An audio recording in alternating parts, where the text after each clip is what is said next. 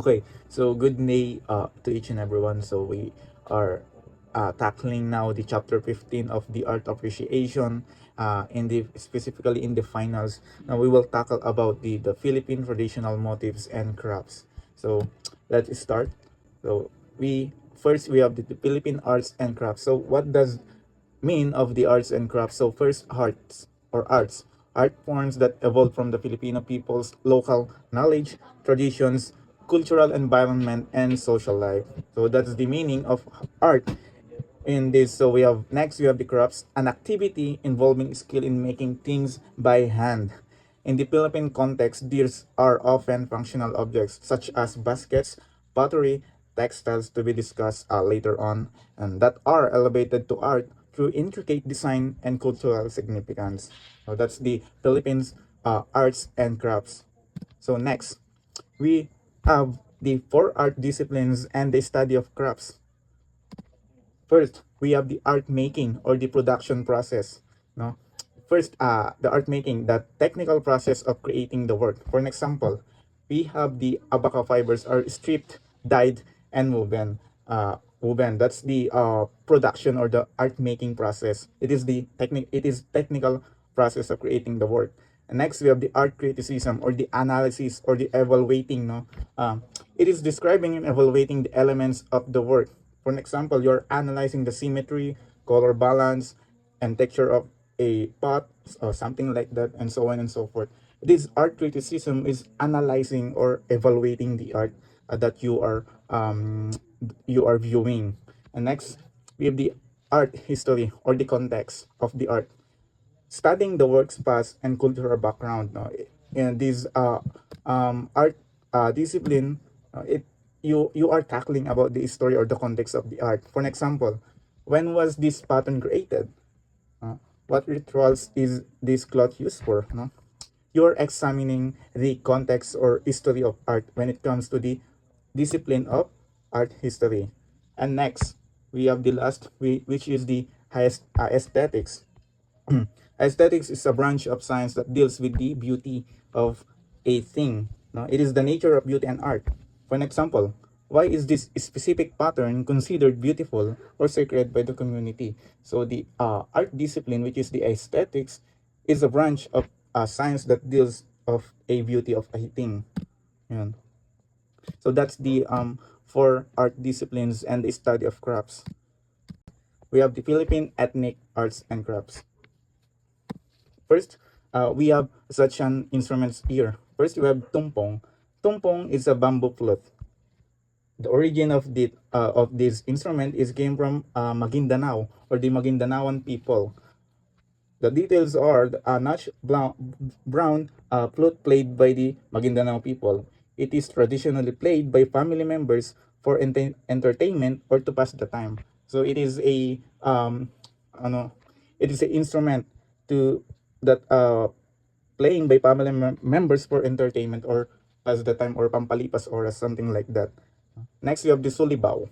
The sulibaw is the conical drum or drum na pinapalo nila ito. If you can see uh, sa mga instrument natin, no? The origin is Ibaloy or the Igorot, or specifically Cordillera region.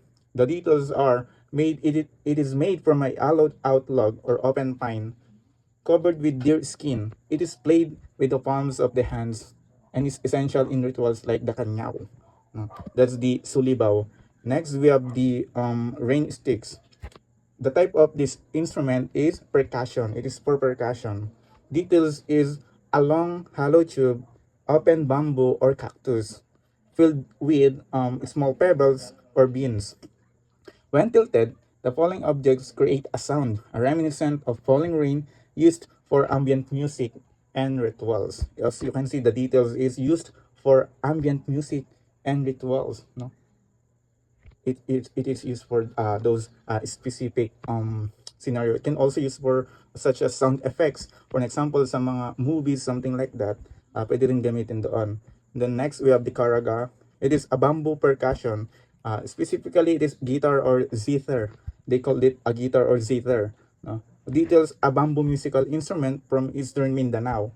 It typically has strings slit from the bamboo itself or the cordopone. It is a type of instrument that uses a chord when we say about chordophone, no?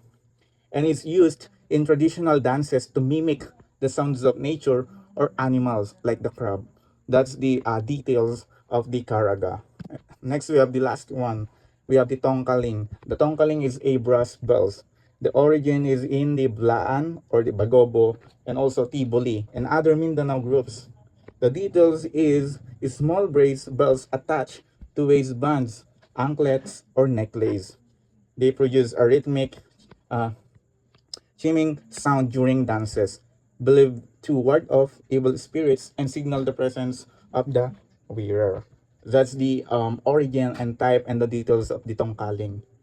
Next, we have the another traditional or Philippine arts or craft, the basketry. First, we have the basket weaving here. First, we have the Talaingod Liang basket weaving. A community, it came from Atamanobo or in the Davao del Norte. The details of the Talaingod Liang is a woven basket made of nito, vine or rattan. It is traditionally used by women to carry harvested crops from the Sweden farm. The weaving is tight and durable, often featuring natural brown and black contrast. Next, we have the water lily basket. It is a dried water hyacinth stalks, an eco-friendly crop where the invasive water lily plant is harvested, dried, and treated to become pliable leather-like strips. These are woven into bags, baskets, and mats, promoting sustainability. No, it is promoting sustainability, the water lily basket making. Last one, we have the basket maker or the Pampanga basket maker. Context, of course, it is came from the Pampanga, is known for its culinary arts, but also for fine craftsmanship. Now we all know that Pampanga is known for their culinary or the food. No? The details of this is the Pampangan basketry often involves weaving for utilitarian purposes, fish traps, storage, and decorative items like the famous parol or the lantern frames. The weaving style is known for precision and durability. Next, we have pottery. Pottery making. We have the vegan pottery. It is name of this pottery is called burnayan or burnayan jars or burnay jars. High temperature earthenware fermented jars. They are molded by hand using potter's wheel powered by foot. These jars are exceptionally hard and are used for ferment vinegar or sukang iloko, fish-based or bagoong, and wine or basi or the suka basi they called it. Next, we have the RGL pottery or the it is located in Guimaras Island. The details of this RGL pottery is well-known pottery center in Guimaras. They produce terracotta wares ranging from bricks and pots to decorative garden items, utilizing the rich local clay source of the island. Plus one, we have the Lezo Aklan pottery. It is located in Lezo Aklan, of course. It is the town of Lezo is known as the pottery capital of Aklan. Local artisans use red to create flower pots, cooking pots, or kalan, they call it kalan in Tagalog, and jars, preserving a livelihood passed down through generations. So it passed, this technique is passing down from generation to generation. Next, we have the wood carving. First, we have the Banawe wood carving souvenirs. As you can see in the picture, it is originated in Ifugao, or the Cordillera region.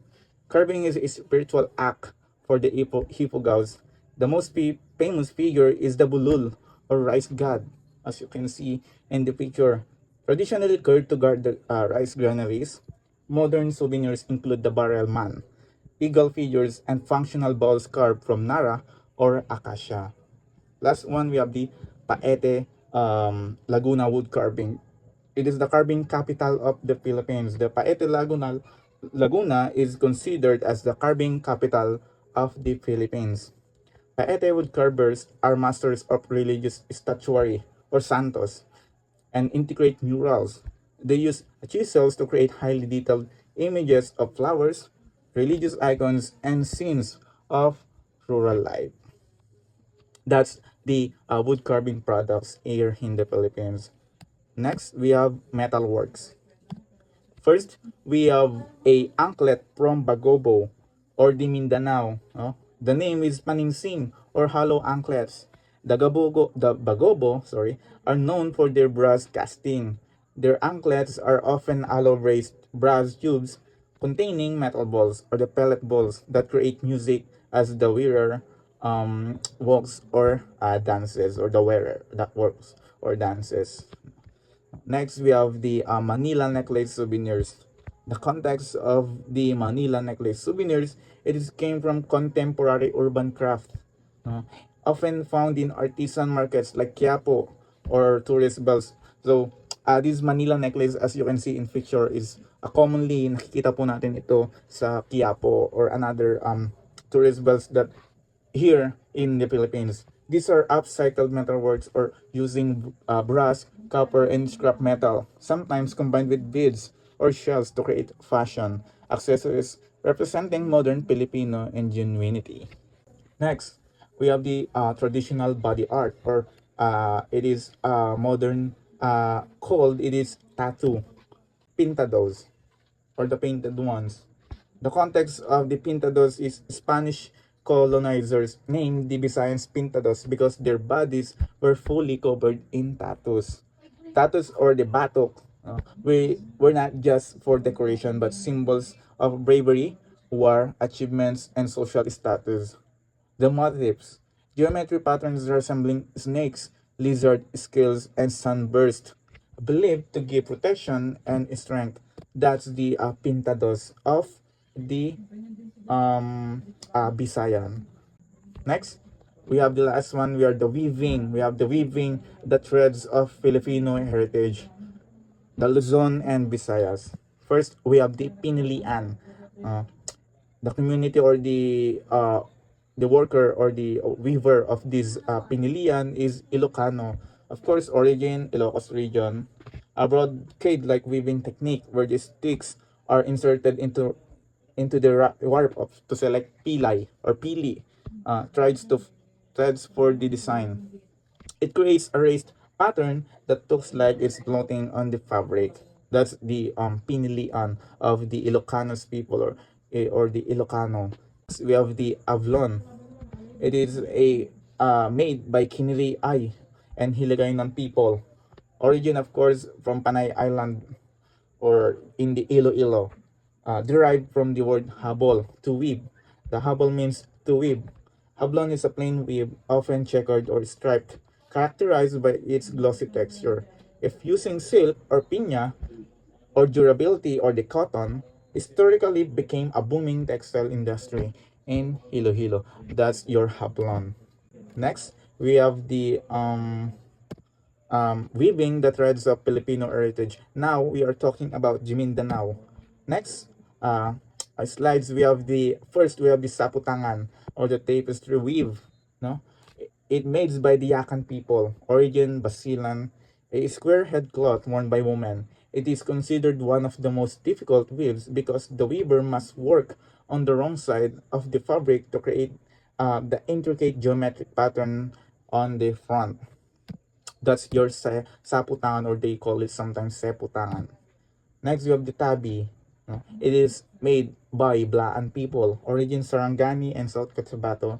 The Blaan term for their Finnish hand-woven abaklot, it is an ikat weave or resist dyeing, often featuring crocodile and human motifs in hearty red or the black tones. That's the details about the tabi.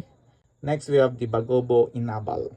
It is made by Bagobo Manobo people. Origin from Davao del Sur, of course, an ancestral cloth made from abaca, or the abaca fibers. The designs are passed down through generations to generations and are reserved for the Magani, or the warriors or royalty during those ancient times or old days. Next, you have Dagmay. Dagmay is made by Mandaya people. Origin specifically on eastern Mindanao. Abaca cloth defined by its modi or earthy color from mud dyeing.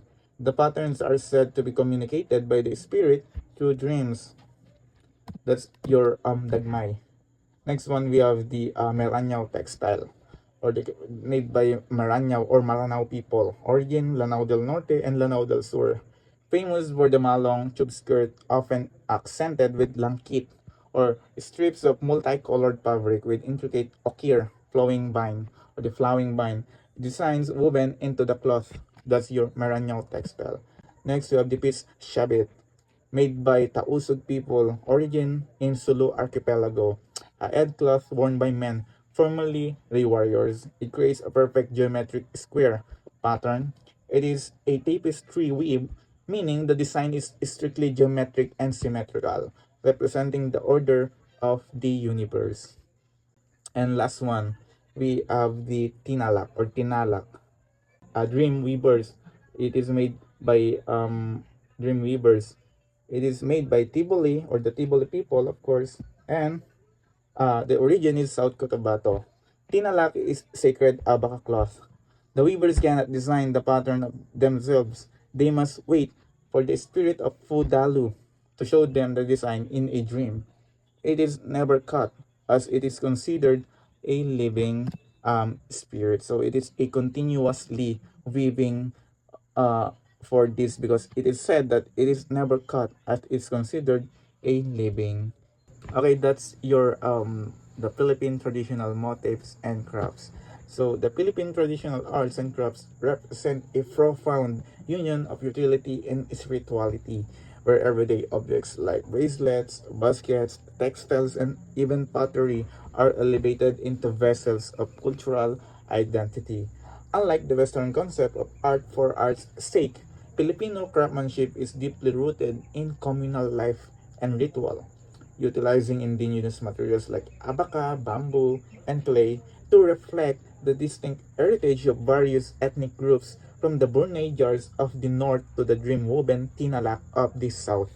Ultimately, the study of these motifs is not merely an exercise in aesthetics, but a vital act of preserving the Filipino soul and honoring the intricate threads of our intangible cultural heritage. That's the Philippine traditional motif, arts, and crafts. That's the chapter 15 of art appreciation. Thank you for listening. Goodbye.